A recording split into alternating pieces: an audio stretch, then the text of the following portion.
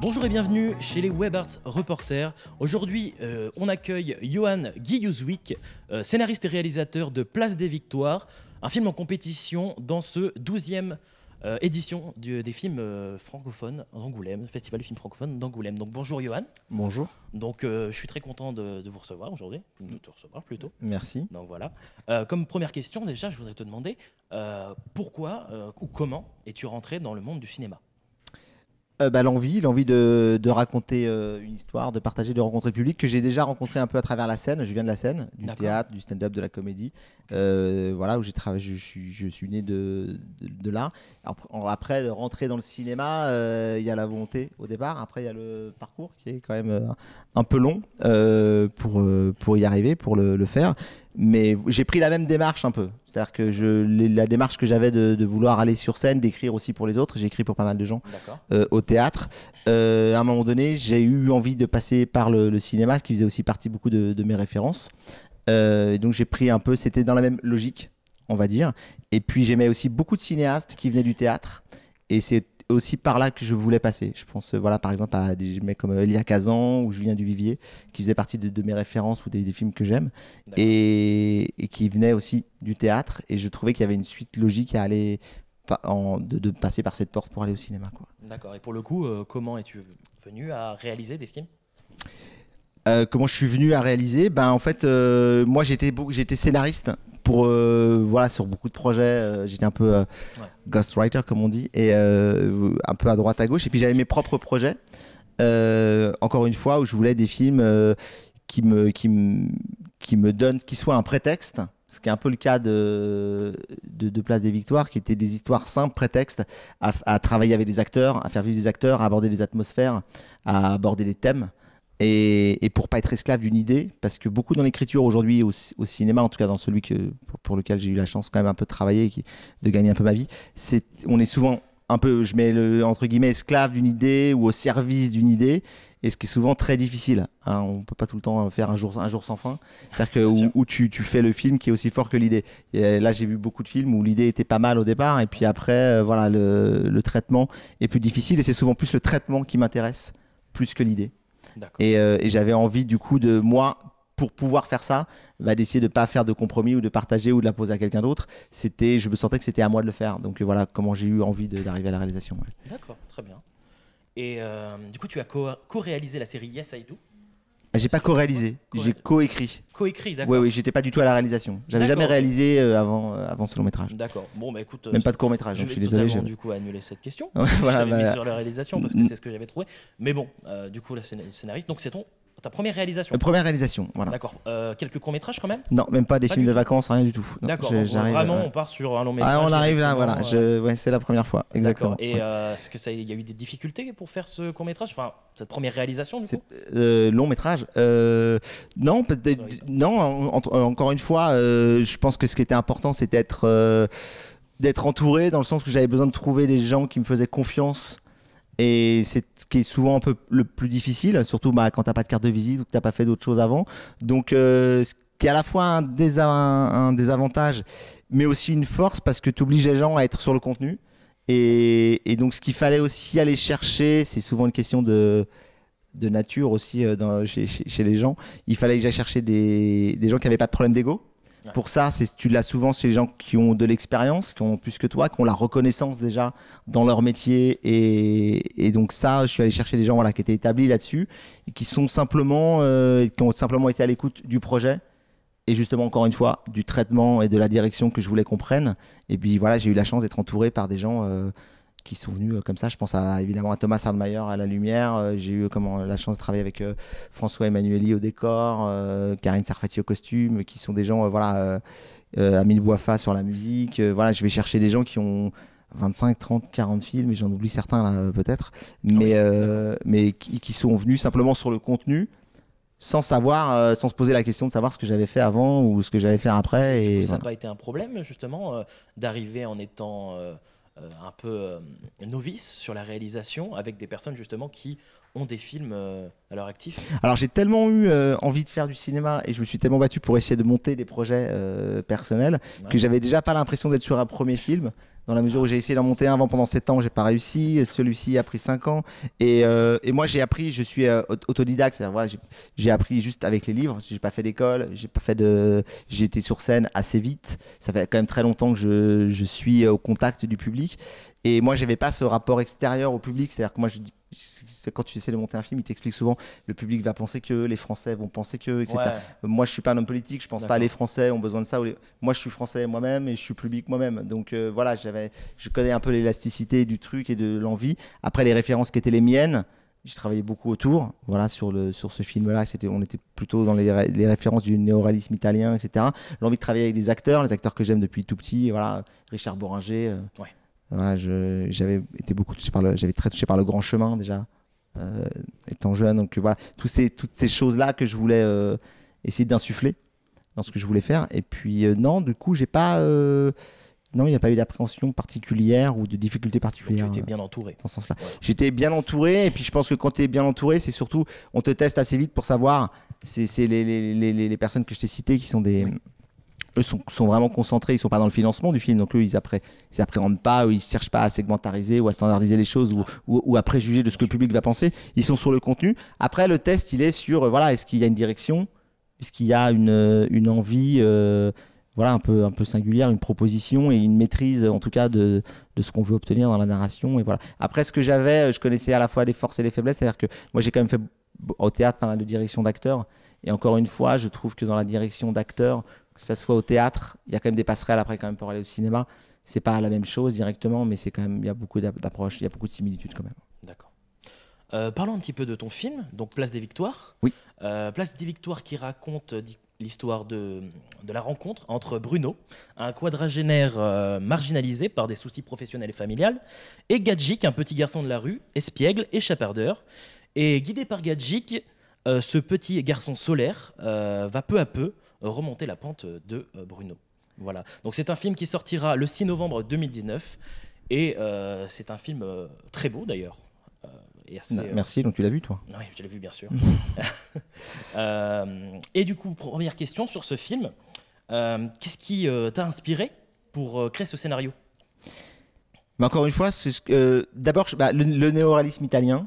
Ouais. Des films comme, je pense, voilà, Au voleur de bicyclette ou tout le cinéma de Sica ou des choses comme ça, où je trouvais qu'on pouvait parler d'une époque, de certains individus, de l'écho de l'époque sur les individus, la dureté de l'existence, les aléas de la chance, de la malchance, la dureté de la vie, voilà, des choses qui sont ancrées, et toujours rattrapées par la poésie, l'humour, la dérision. Et ça, voilà, c'est ce qui appartient au rôle du petit garçon, qui est pas un enfant, qui est pour moi l'enfance, et qui va remonter cet homme qui n'est pas tombé, qui est en train de tomber. Donc il y a deux énergies finalement, parce que quand il y en a un qui tombe et qu'il y en a un qui se relève, voilà, un petit garçon qui vient du sous-sol de la vie, puis un homme qui était plutôt dans la bourgeoisie installé, ouais. On voit à travers son environnement, qui tombe. Donc c'est quand même deux énergies qui se croisent, malgré tout.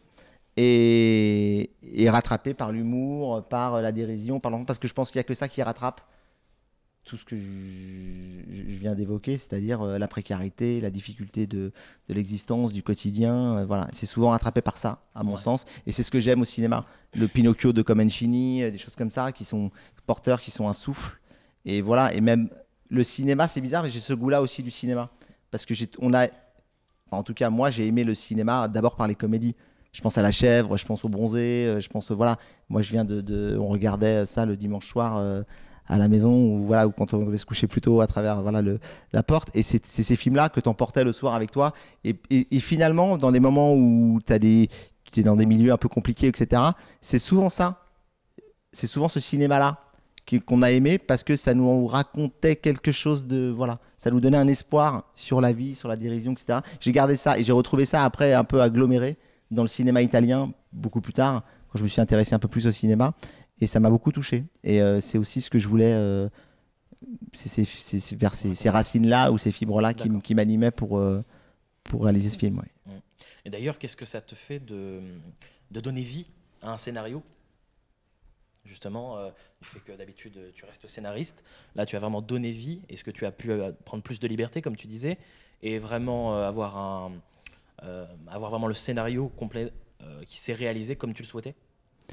Je suis assez content de ça, ouais, du résultat. Après, c'est une échelle des valeurs. C'est-à-dire que je suis très content du film et de ce premier film. Après, Citizen Kane, c'est aussi un premier film. Hein. Je sais où je me place et je sais, voilà, quand je te dis ça.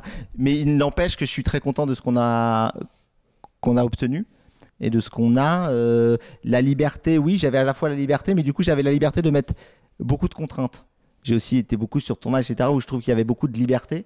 Et tu vois, par exemple, dans le découpage, j'avais un découpage qui était assez serré, où je voulais pas qu'on filme de tous les plans, qu'on se rassure de tous les côtés, parce qu'après tu te retrouves au montage et tu perds souvent le fil, ou le cap ou la direction. Donc je me suis à l'inverse, aussi ce que j'aime dans l'écriture, essayer de trouver ma liberté dans la contrainte. Et comme c'est moi qui pouvais maîtriser ça, je me suis mis pas mal de contraintes et d'obligations pour me dire, voilà, si je veux obtenir ça, je sais que je dois trouver un chemin et un cap et il faut s'y tenir parce que sinon je vais jamais arriver au port, quoi. Donc, voilà.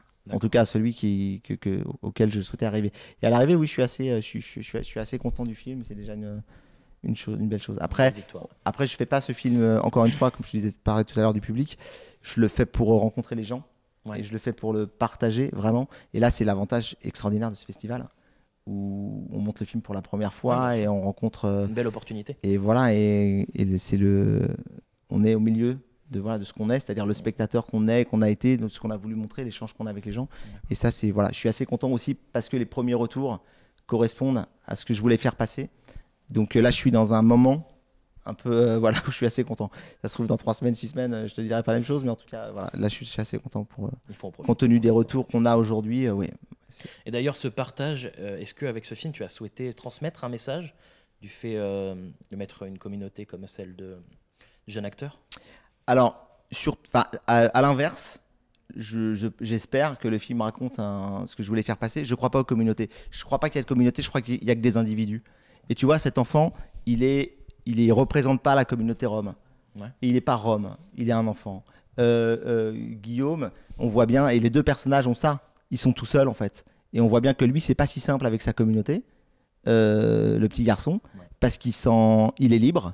Et dès qu'on est libre, la communauté, elle n'est pas contente. Et alors, dans un moment, on essaye beaucoup de créer des communautés. Alors, soit de les monter les unes contre les autres, soit d'être militant de sa propre cause, ou de regrouper des gens pour exister, etc. Ça, c'est relié aussi à la publicité, où on segmentarise, où on veut créer des groupes. Eux, ils n'ont pas ça, eux. Lui, l'adulte, d'un côté, il n'est pas soutenu par sa famille. Il est tout seul, il n'est pas dans la communauté de sa famille. Ça, on dit toujours, oui, c'est une grande famille. Oui, souvent, les plus grands drames qu'on vit, ou les plus grandes solitudes, ou les plus grandes difficultés, on les vit dans sa famille. Hein.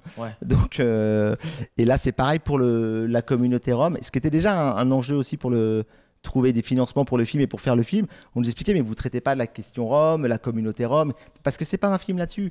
Et ce n'est pas parce c'est un petit garçon qui, il y a quelques années, il aurait pu être italien, polonais, il aurait pu être... Là, aujourd'hui, il y a quelque chose un petit peu, moi je vais te raconter une anecdote où c'est un peu la poussière et le sous-sol de la vie, ces petits garçons-là. C'est-à-dire que moi une fois, et c'est comme ça que j'ai eu un peu l'idée du personnage au départ, j'avais vu un petit garçon sur une terrasse de café qui avait chapardé un portable à un mec dans Paris.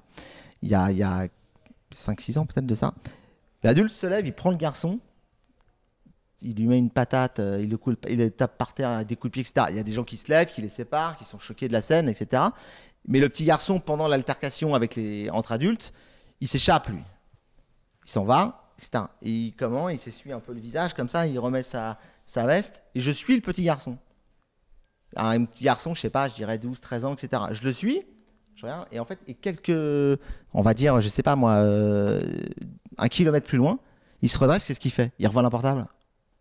Parce que c'est sa nature, parce qu'il est comme ça, parce que c'est comme la petite souris qui va essayer de voler un bout de fromage, tant qu'elle n'est pas écrasée par le balai, elle va continuer, parce que, encore une fois, c'est le voleur de pommes de Brassens, elle vole par nécessité. Ils sont pas voleurs par nature, c'est pas des voleurs nés, quoi. C'est des voleurs par nécessité, et parce qu'ils sont dehors. Et le petit garçon, il a ce côté chapardeur, mais il est libre de sa communauté, de tout le reste. Et lui, il rencontre un mec avec qui il a une connexion. Il est aussi dans un moment où la vie, c'est une question de timing. La rencontre, là, c'est une question de timing. Ce personnage interprété par Guillaume de Tonquédec, il rencontre jamais ce petit garçon s'il n'est pas à ce moment-là de sa vie. S'il n'est pas dans il est plus dans ce qu'il a été. Donc, s'il n'est pas à ce moment-là de sa vie, il rencontre pas le petit garçon. Le petit garçon, pareil. il est dans un moment où on sent qu'il veut s'émanciper un peu de sa communauté. D'un seul coup, il devient un peu responsable de quelqu'un. Lui, il a un sentiment et une envie de responsabilité, une envie de prendre les choses en main aussi pour quelqu'un, de rencontrer un copain, de rencontrer un ami, de voir autre chose. Il a envie de partir. C'est un garçon qui veut voir autre chose que sa communauté, sa misère ou ce qu'on lui impose. Il représente rien d'autre que ça, que ce qu'il est. Donc j'insiste vraiment sur cette idée que je crois vraiment pas aux communautés et je pense aux individus et je pense qu'on rencontre jamais qu'une personne. Et c'est pour ça aussi ça évite aussi, je pense, de faire des généralités ou d'englober les gens dans des ensembles et de prendre les gens pour ce qu'ils sont avec leur singularité et leur position. On les aime pas, mais tout le monde il est pas beau et tout le monde il est pas gentil, quoi. Voilà. Mais écoute, je respecte cet état d'esprit et je pense que c'est une très bonne idée et une valeur que beaucoup de personnes devraient avoir. Bon, on verra. J'espère en tout cas que c'est quelque chose qui passe.